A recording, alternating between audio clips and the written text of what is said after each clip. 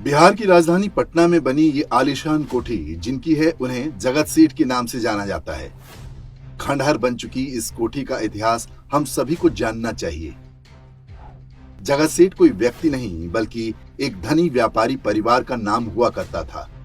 बंगाल समेत देश के कई शहरों में इनकी विशाल कोठियां थीं। जगत सेठ के बारे में प्रसिद्ध है कि वे मुगलों से लेकर अंग्रेजों तक को पैसा देते थे, लेकिन ये परिवार कभी भी मराठों या किसी हिंदू राजा की आर्थिक सहायता नहीं करता था।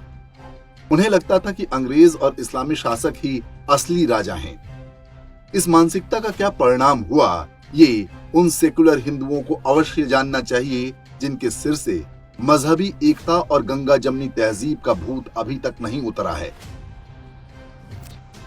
पहले एक नजर जगत सेठ परिवार के इतिहास पर। 17वीं शताब्दी में राजस्थान के नागौर से सेठ हीरानंद साहू का परिवार पटना में आकर बस गया। उनके बेटे माणिक चंद ने व्यापार को पूरे देश में फैलाया। बंगाल के दीवान ने उन्हें पूरे राज्य में लगान वसूलने का काम दे दिया। इसके बाद तो मानो उनकी लॉटरी ही लग गई।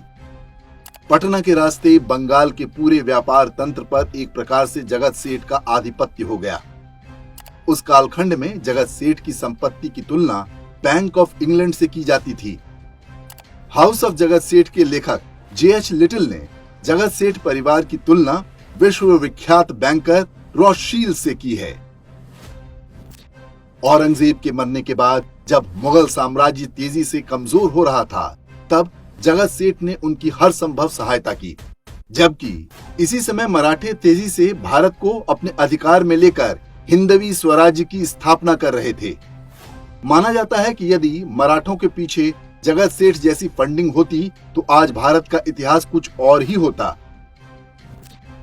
जगत सेठ परिवार बाद के समय में अंग्रेजों के साथ मिलकर गद्दारी करने वाले मीर जाफर का करीबी हो गया। कहते हैं कि जगत सेठ ने मीर जाफर को नवाब बनाने के लिए उस दौर में 2 करोड़ 80 लाख रुपए खर्च किए थे। वर्ष 1757 में प्लासी के युद्ध के बाद अंग्रेजों ने बंगाल पर कब्जा कर लिया और जगत सेठ घराने से ऋण के रूप में लिया धन लौटाने से मना कर दिया। बंगाल के नए नवाब मीर जाफर ने मुर्शिदाबाद का टकसाल जगत सेठ से छीनकर अंग्रेजों को सौंप दिया।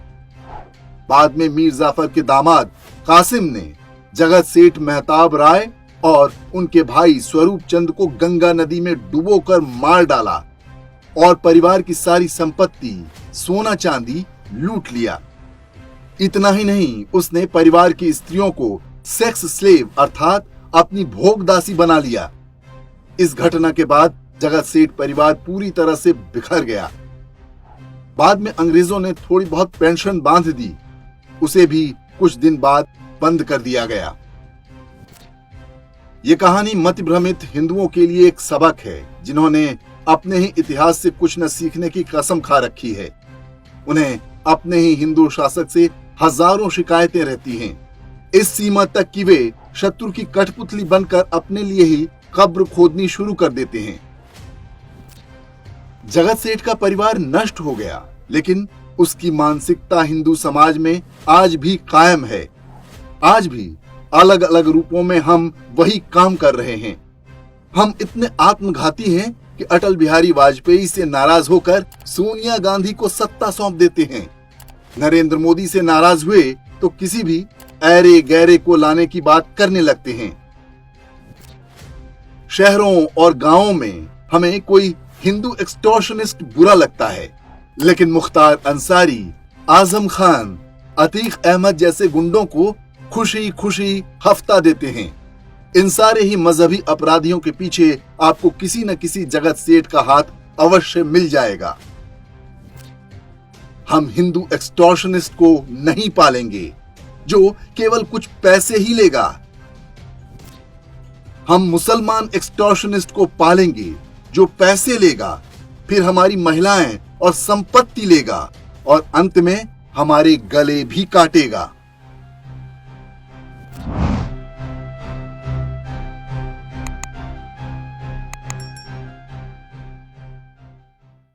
इंडेक्स ऑनलाइन के वीडियो समाज को समर्पित हैं।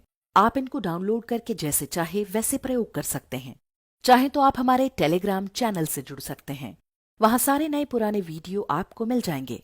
हमारे सोशल मीडिया लिंक हर वीडियो के डिस्क्रिप्शन में होते हैं। हमारा एकमात्र उद्देश्य हिंदू समाज को जागृत और एकजुट करना है। इसमें सहभागी बने। धन्यवाद।